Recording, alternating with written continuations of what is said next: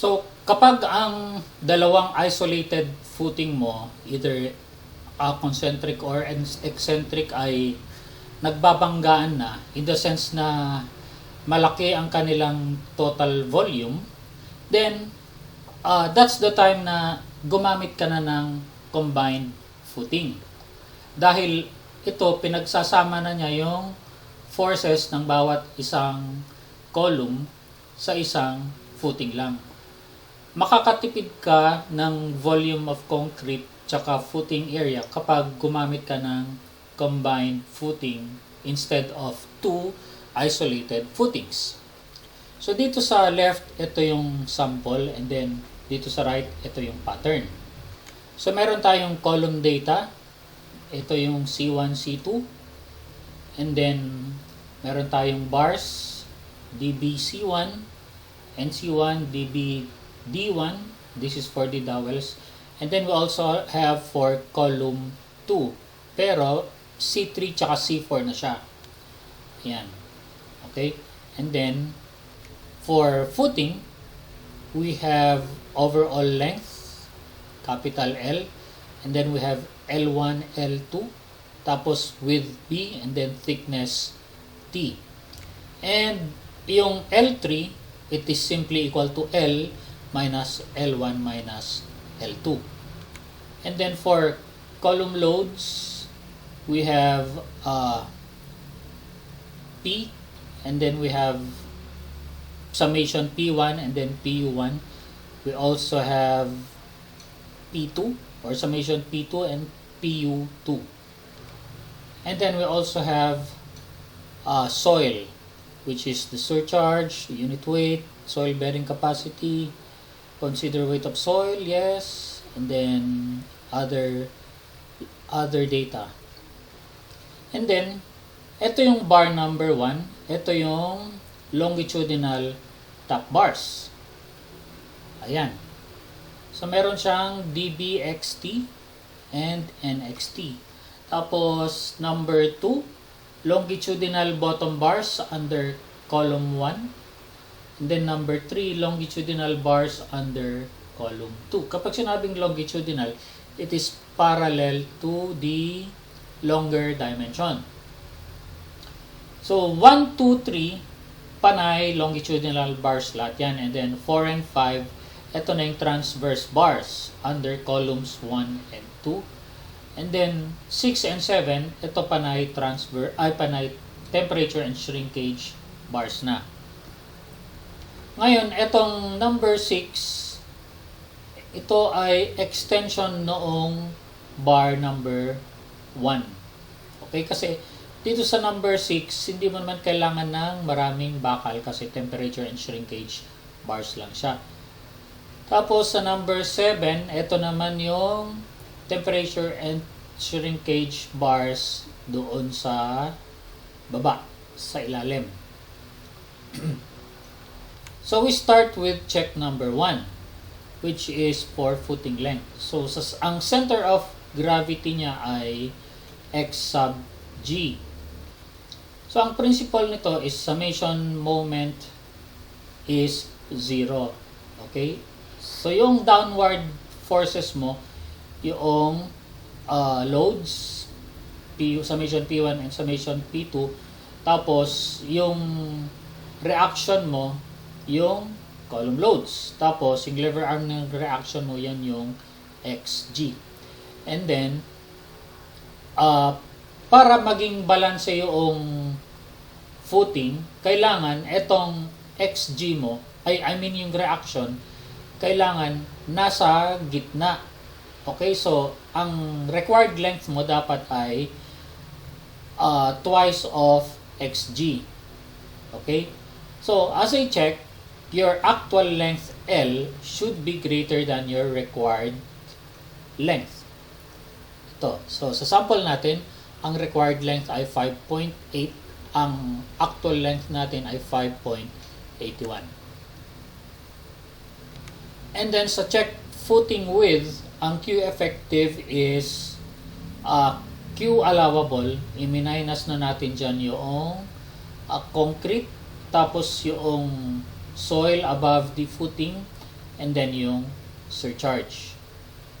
And then the required area is yung summation column loads divided by Q effective. Tapos, yung required B natin is equal to required area all over L. Take note na ang footing dimensions natin ay L tsaka B. So, dito sa number 1, ang unang chinek natin ay yung length. Dito sa number 2, ang chinek natin na dimension ay yung B. Okay? And then number 3, check footing dimensions. Your Q is summation P1 plus summation P2 divided by BL. Your Q should be less than or equal to your Q effective. And then number 4, check soil pressure at service loads. So, ang kailangan natin dito ay yung soil pressure Q tsaka yung Q allowable. So, your actual soil pressure is dependent on your column loads, and then you add your footing or your concrete, and then yung soil above the footing tsaka yung surcharge. Your allowable should be greater than your actual soil pressure. Okay? Otherwise, kung mas malaki itong soil pressure mo, lulubog yung footing. And then number 5, soil pressures at ultimate loads. Q sub U is ultimate 1 plus ultimate column load 2 divided by BL. So, ito yung actual ultimate Q sub U. Ito naman yung allowable. Yung allowable Q sub U is based on your Q allowable tsaka yung summation ng service loads. So again, your allowable Q sub U should be greater than your actual Q sub U. Okay, so next is number 6, punching shear. Dito sa punching, it is similar to isolated footing, wherein kailangan mo yung shear perimeter. Okay? The shear perimeter is defined by itong dimension na yan, which is C1 plus DS1. And then, yung vertical dimension nung perimeter is C2 plus DS1. So, this is under column 1. Ganon din sa under column 2, meron ka rin shear perimeter divided by these dimensions. Itong horizontal dimension is C3 plus DS2. And then, yung vertical dimension is C4 plus DS2. And then, punta tayo ngayon sa DS1, that is equal to thickness minus clear cover minus diameter of bar X1 minus dBy1 over 2. So, ang principle nito is, ang shear, nag-o-occur yan at 45 degrees. Okay, from the face of column. Kaya, somewhat, yung effective depth nung bakal, yun yung distance horizontal. Okay? Kaya siya naging DS1. Take note that DS1 is the effective depth. And then, ganun din kay DS2. Pero ang i-consider mo dito ngayon ay yung dBy2. Okay? Or ito yung transverse bars under column 2. And then, naglagay ako ng check dito in the sense na kailangan yung edge ng footing mo hindi siya papasok dito sa punching shaded area. Okay? For example, itong X1, this distance X1 should be greater than 0 or equal to 0. Okay? Yan. Ibig sabihin, kapag pumasok na yan doon sa loob, magkakaroon na tayo ng warning.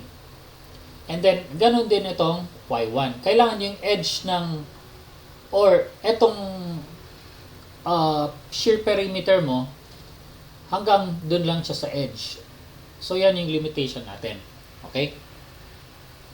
Same thing with column 2. So, meron din tayong ditong x2 tsaka y2. In some cases, etong column mo, lumalapit, nagiging eccentric siya, lumalapit siya sa edge, lumalapit din siya sa other edge. Possible na maging highly eccentric siya in the sense na yung shear perimeter mo magiging isang C1ds na lang and then isa ring C2ds1. So, hindi na siya times 2. Times 1 na lang siya pareho. Kumbaga, letter L na lang yung kanyang shear perimeter. Hindi na siya square. So, if that is the case, then you have to recompute your shear perimeter. Okay? So, in this sample, yung ating shear perimeter buo. Okay, square siya. Kaya ito yung computation ng BO1. Ganon din dito kay column 2. Meron din siyang BO2. Ito. Okay, yung BO, yan yung shear perimeter. And then next, kukomputin natin yung shear force VU1. Ito yung force na magkokos ng shearing dito sa shear perimeter. So, ito ay based dun sa column load PU1, i-minus natin dito sa soil pressure Q sub U. Okay? And then, ito yung allowable shear force. Okay? This is the product of phi for shearing, which is 0.75 multiplied by allowable shear stress VC1 times ito yung shear perimeter multiplied by DS1. Okay? So, pag meron kang shear perimeter multiplied by the DS1, meron ka ng shear area. Ngayon, itong allowable shear stress mo, VC1, is the minimum among 3 conditions. So, meron tayong lambda dito for normal weight. Lambda is 1. Okay. Tapos, yung beta 1, maximum of C1, C2 divided by minimum of C1, C2. So, same procedure applies for column 2. So, your allowable shearing force should be greater than your ultimate shearing load. Okay? And then, sali na natin dito yung computation ng x1 tsaka y1 and then x2 and y2. So, ito yon. So, ang purpose nito is to check your footing layout. And then for number 7, this is check for one-way shear. Ang una nating gagawin ay hanapin yung location of zero shear. So this is based on the summation forces vertical principle. Wherein, yung soil reaction nun na pataas should be equal to the column load PU1. Okay, so soil pressure multiplied by area is equal to force. Now that vertical force or reaction force should be equal to your column load PU1, and ang makukuha natin dito ay yung X sub S, which defines the distance of C. Ayan o. So at section C, ang small l natin or distance is equal to X sub S. Okay, so i-divide natin ngayon yung the entire length of the footing into several sections. So meron tayong start edge dito, and then section A, and then section B, section C, section D, section E, tsaka yung end edge.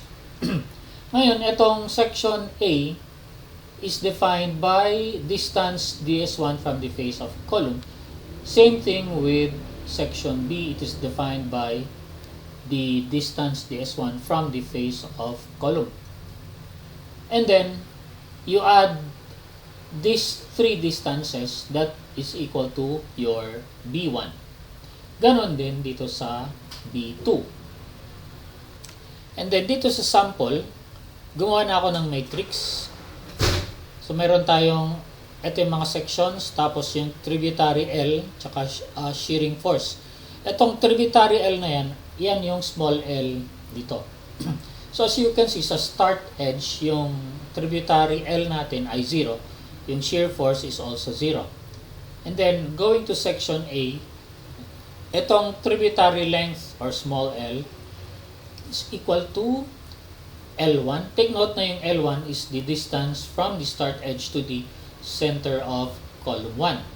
So, i-minus natin yung kalahati ng C1, tapos i-minus mo yung DS1. That is your tributary length. Okay? And then, yung shear at section A, we just multiply Q sub U times the tributary length times B, which is ito, 0.319 and 277. Now, let's go to section B. Okay, dito naman, yung section B dito. So, mas lalaki yung ating shear force VU at section B. Okay?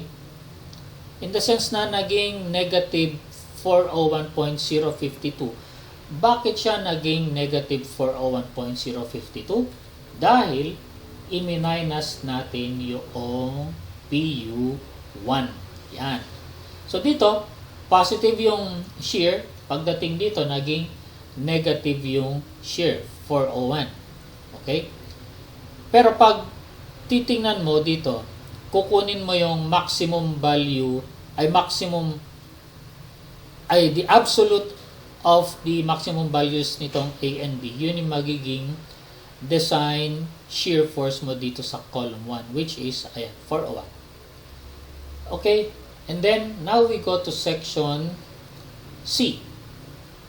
So, before going to section C, after getting shear forces at A and B, kunin mo yung maximum, which is ito, no? Yan, maximum absolute of VUA and maximum and absolute of VUB. Yan yung ating VU1, which is ito, 401. Now let's go to section C. Ang tributary L natin dito ay yung X sub S. Okay? So, dito, ito yung inflection point or maximum moment or the location where shear is 0. Okay, so ang VU natin dito ay QULB minus PU1. We just followed the same principle. Suppression force vertically equal to 0, but since this is location of 0 shear, magiging 0 siya. Yan. At section C. Now let's go to section D. So, ang tributary L natin, ayan, L1 plus L2. Take note na yung L2, ito yung center to center distance between columns. Then, i-minus natin si kalahati ng C3 tsaka yung DS2. Yan ngayon yung tributary L. Okay? Tapos, still at section D, dito tayo ngayon nag-cut ng section. Ang vertical force mo lang dito ay yung PU1. Kaya, yan lang ang minus natin. And then, pagdating dito sa section E, syempre lalaki na yung tributary L mo. Okay, dito tayo nag-cut. Ang vertical column loads mo dyan, magiging dalawa na. Itong PU1 tsaka PU2. Kaya dalawang i-minus natin doon. Okay, and then at section E, dapat ang VU natin magiging 0 na. Okay? And then, since natapos na natin yung shear at D and shear at E, you just get the absolute maximum of these two values. Makukuha, yun yung design shear force mo. Okay? So, in this sample, ang maximum natin ngayon ay 862. Okay? So, yan yung pinili natin for column 2. And then, for column 1, you get the allowable shear force phi VC1. Pero ang consider mo dito ay yung DS1. Then, you compare it with your VU1. Same thing with column 2, your phi VC2, ang consider mo dyan ay DS2. Okay?